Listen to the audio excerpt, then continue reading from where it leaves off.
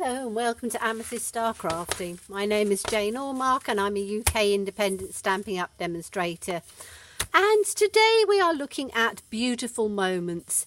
It's a lovely stamp set with line images and I absolutely love these. As you know, you can do so much with them. And it's beautiful that they are little girls, mummies and daughters, or older children and younger children, woman picking flowers, little girl you know, there's so much to do with it. There's seagulls, you can do mountains, or you can do beach line and seas. There's little butterflies, and you're somebody's blessing. Lovely sentiment. Collect beautiful moments and thinking of you. I just absolutely love this one. However, as you know, I try and get the most out of every single stamp set. So we're not starting off with these images. We're starting off with this lovely little, it could be heather, it could be corn, it could be whatever sort of little flowers you want in a meadow. And we are going to just do a background with it. Now, I've done some of it already, but I will show you what you need to do. So let me just get a card blank out. Okay, and you are just going to take a good black ink, ink it up, and you are going to literally just work your way around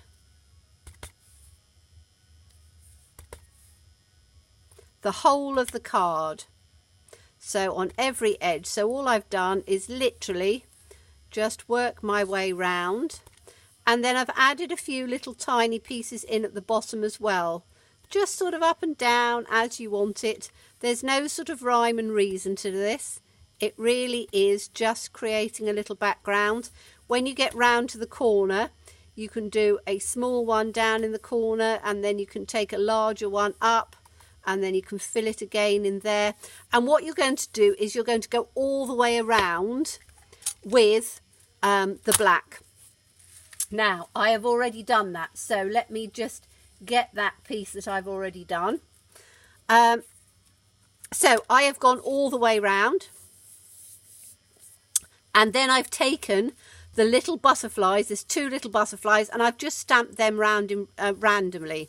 So the colours that I've chosen to colour it in, I'm using the aqua painter because I really love this. I use it all the time. I find it really great. And all I've done is done myself a palette. So I've taken the Highland Heather and Gorgeous Grape. Whoa, I've just joggled the camera on there. Excuse me for that. Highland Heather and Gorgeous Grape. Open the pad up and literally put it either side so you've got your palette to work with. Now I'm going to take the dark Highland Heather, sorry, the dark Gorgeous, or the Gorgeous Grape. So used to using blends with the lights and dark, and literally all you're going to do is just colour in. And it doesn't have to be overly precise. You can see how quickly you can just colour it in. I'm just taking just a little bit up, and all I'm doing is starting at the top and just going down very quickly to give just a little bit of colour on there.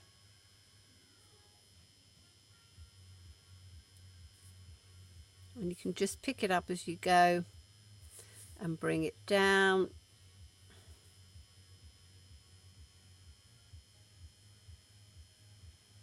Just sort of work your way through. You can see why I've done some of this beforehand, because it does take a little while, so I didn't want to do the whole thing in front of you. And I don't like doing the speeding up camera things. I like doing it in sort of real time with you, so you can see how I work, errors and all, just as it is. So these are little pieces at the bottom that just add just a little bit of colour in on the lower part. And then all I do is just get a piece of kitchen towel, and then just by squeezing the barrel you wait until it runs clear and then you can use the next colour. So I need a little bit of, says me, I'm going to stand up so I don't knock. I might knock my light, but I'm not going to lock. There we go. I'm not going to knock the camera again so you go all around the world. Okay, so this is some old olive. And again with this one, all I've done is to take just a bit of the colour up onto the aqua painter, and this time it is very quick, just straight down. Don't sort of dilly and dally with it. It's something that if you do your strokes down quite quickly, then you don't tend to get the woggles, and it runs quite nicely. So all you're doing is just colouring that in. So you've got the whole of the background done in the Highland Heather, Gorgeous Grape and Old Olive. Any colours you want to choose will be fine with this. You don't have to choose a specific colour. Then have I lost my little bit of kitchen roll? What did I do with that? Oh, here it is. Right. So I'm just going to clean my brush down from the Old Olive, and you can see again, just squeeze the barrel till it goes clear, and then you've got that done. So I'm keeping my palette out because I have taken, let's take the background, I've taken Gorgeous Grape to go with this. So we're going to have the Gorgeous Grape in here, which mounts it quite nicely. Then I took from, because as you know, I've shown you some of these, I've bought the whole suite, and the dies, which I know I'm going to be using again and again and again, the Painted Labels dies. And these have these two lovely shapes here. I really like those because they work perfectly as frames. So I've taken both of those. When you die cut them out, you get a lovely little sort of frame round it. It's very elegant. It's not the stitched shapes. It's even nicer. It's sort of like embossed. So I have just stamped out Collect Beautiful Moments, and I've got that on there. So that's going to go in the centre. It will cover up a few of the butterflies, but not all of them, so that's fine. And then I wanted something else. I wanted something on there to just sort of tie it all in together. You could leave it like that. It makes a beautiful card as it is. You could add some sequins. You could add a few little embellishments or something on there. But what I wanted to do was to take it up with, there is a kit which goes in the poppy set. And it is absolutely brilliant. I don't know, has it got right? It's called Peaceful Poppies Elements, and you get, I showed you one the other day, but you get a whole series of watercolour. Let me get them out on here. Right, so watercolour, which we're using, black elements, which have got like shiny black embossing on, 2 sheets of those. 2 sheets of actual poppies that are, as poppies to go straight on. And then 2 sheets of vellum. And they are all, have been die cut and everything for you. So you just need to pop them out. So I thought I would do one of the watercolour ones with the little poppy and put that on there.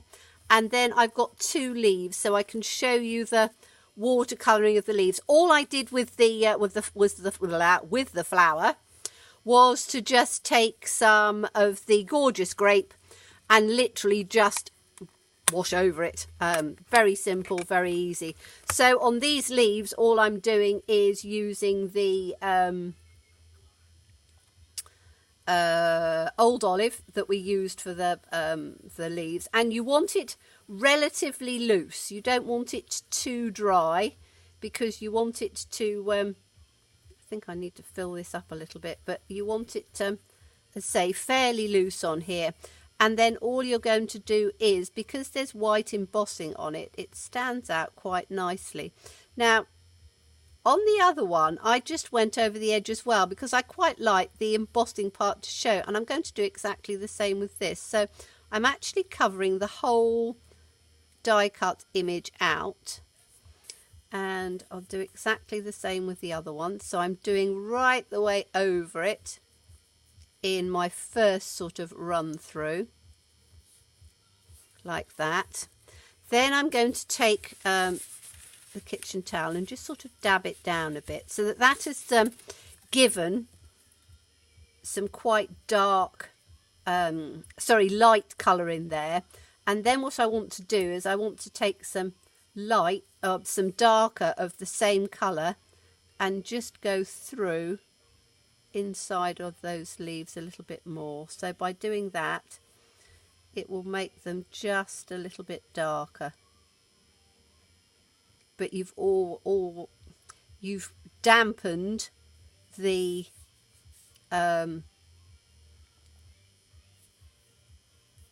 watercolour paper first of all. So I'm no expert on doing watercolouring using watercolour paper, but I think that this will work quite nicely, and it does mean that you have the white part showing quite well. So once it has dried a little bit, you can then take your kitchen towel where it's clean, and if you then just give it a little rub, it takes off the colour that has gone onto the flowers, so that you can then just sort of put it down where you want. I haven't decided, I think about there. So on this one, it will take a little while to dry, so I'm just going to give it a very gentle rub. If you have a little bit more patience than me, I just want to finish this off for you. But as I say, if you just rub it a little bit, it will take it off. But I wanted to have just the outline bit because it is die cut in there. And then you've got that coming through. And I think that that looks lovely. So let's go and put this together because I really like this. So we've got the these two elements that go together like that. And I think I'm going to put... Do I want all of this die cut out? I don't. You know me on dimensionals. Sometimes I go, oh yes, I'm going to have lots of dimensionals, and other times I go, oh no, I'm not. I am on this one. I'm going to have the dimensionals on here. These are our standards, so I'm just having one on each side.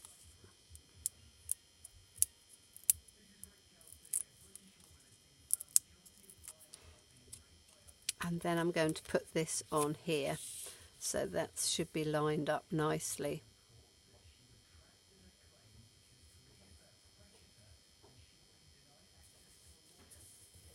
There we are, that should be relatively, I don't know whether that's level or not, is it? It looks as if it's completely cockeyed.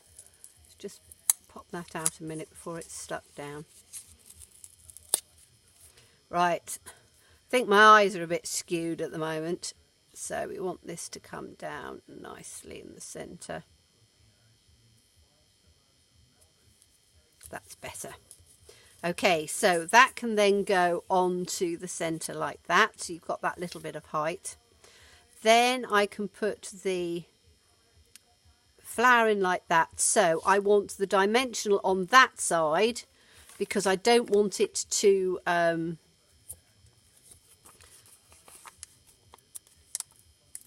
to go in underneath. So if we put it, where do we want it? We want it this way up like that. So the dimensional needs to go in underneath this piece here.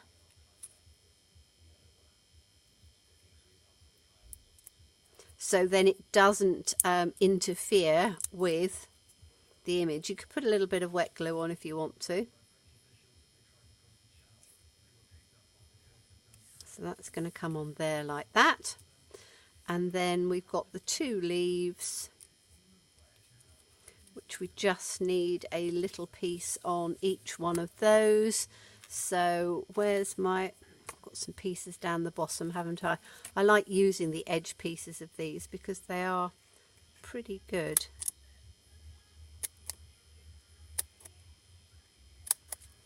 So let's get a little half piece like this. And we'll have one just in the centre there. And we'll have the other one in the centre there. There we go. Then I can take those off.